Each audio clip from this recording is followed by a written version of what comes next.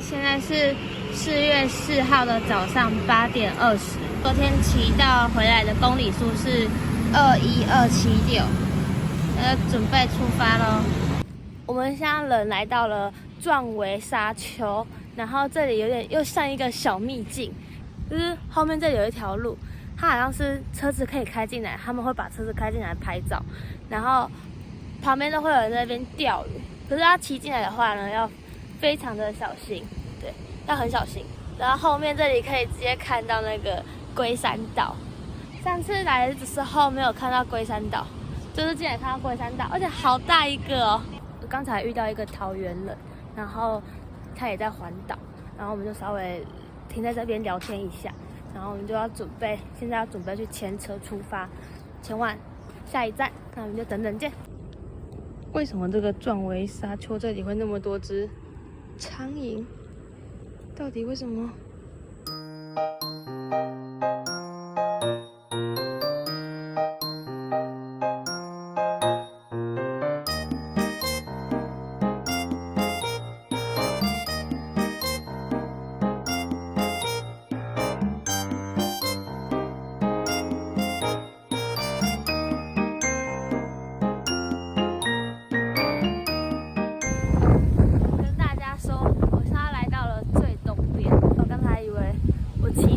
一上来的时候，就发现旁边这里全都是蒙阿波，好可怕！我第一次骑到蒙阿波，我吓死了。然后我不知道这里怎么风那么大，然后去拍灯塔。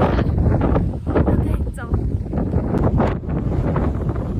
我们现在来到了最东边的三雕角的灯塔，然后旁边是灯塔本人。我不知道这个音可不可以收得到。这里的风很大，大到我可以把人吹倒那种。我觉得来这里我应该有本钱再吃多一点的，不然我真的会被吹倒，好可怕啊！这个风，听这个风声 ，Oh my god， 不行不行，都直接这样子。这个风真的超级大的，好漂亮哦！这灯塔真的好漂亮。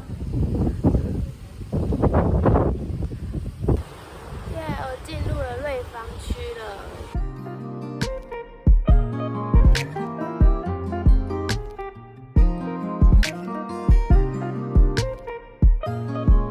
我现在来到了基隆的正滨渔港的色彩屋，这个之前都是从那个照片里面看到，人家那边打卡拍照，然后就自己第一次来这里，大家看一下，耶、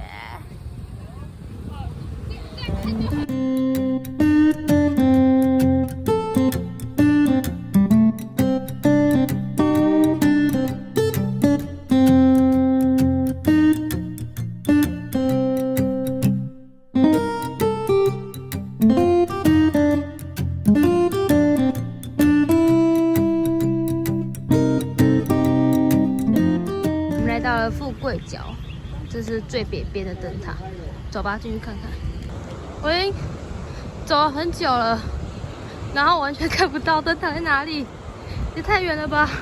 给大家看一下旁边的那个沙滩，都是可以下去玩的。好想要下去哦，只是我没时间了。快走！我已经走了超级远的，但是我还没走到。本来想说等一下去那个女王头，可是我觉得我应该没时间了，因为我要去台北。各位，我终于看到这个富贵角的灯塔。OK， 我们大家就那边见。这个牌子就没有要拍了，想说直接上灯塔，然后拍一拍，然后就回去，算是有攻到灯塔。我终于走到了富贵角，差点撞到墙壁，上来拍张照，然后我就要下去了。到底干嘛？什么那么累？我爬上来之后呢，我要把外套脱下来，因为我整个都流汗了，超热。走上来看看。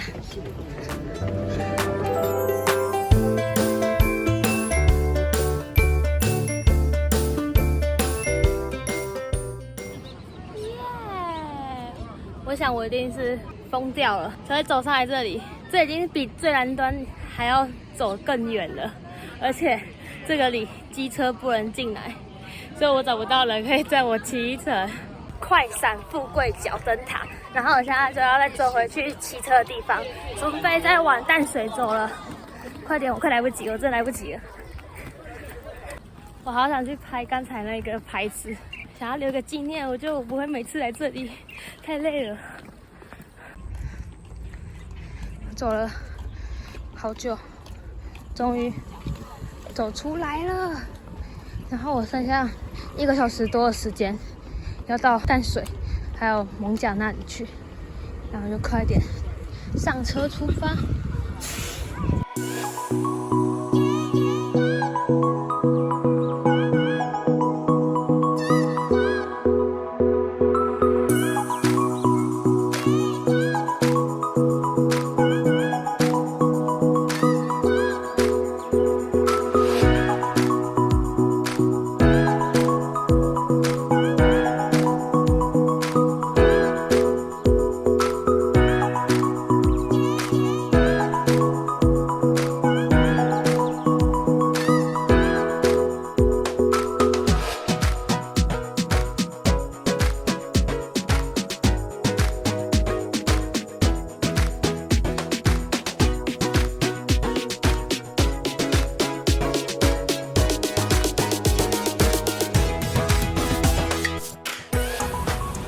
到底谁会环岛来百货公司？我要来找我姑姑他们一起吃饭。那点一个招牌胡椒。OK， 可以呀。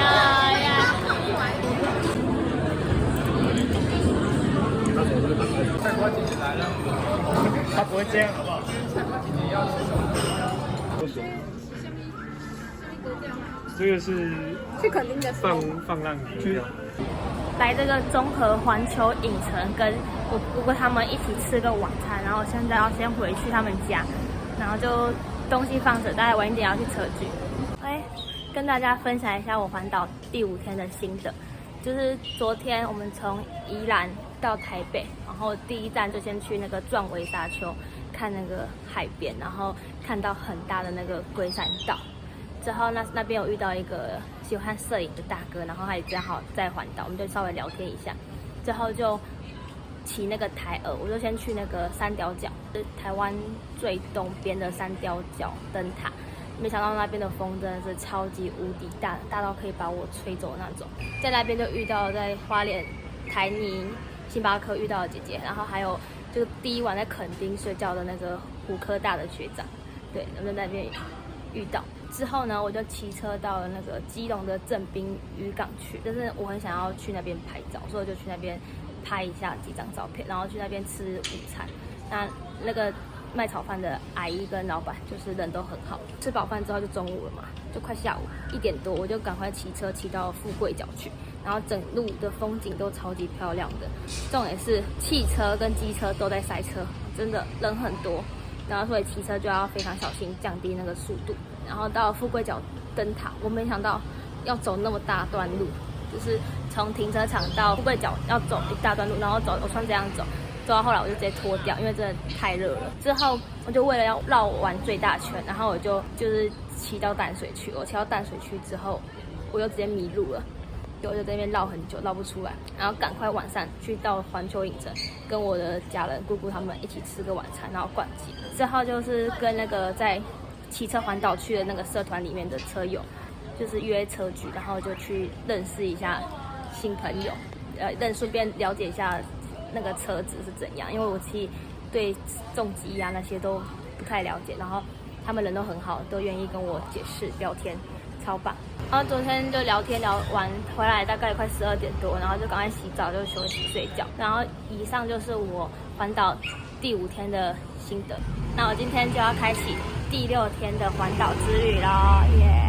那如果大家有喜欢我的影片的话呢，要记得按赞、订阅、加分享，要记得开启小铃铛。那我是菜瓜姐姐，我们下部影片见，拜拜。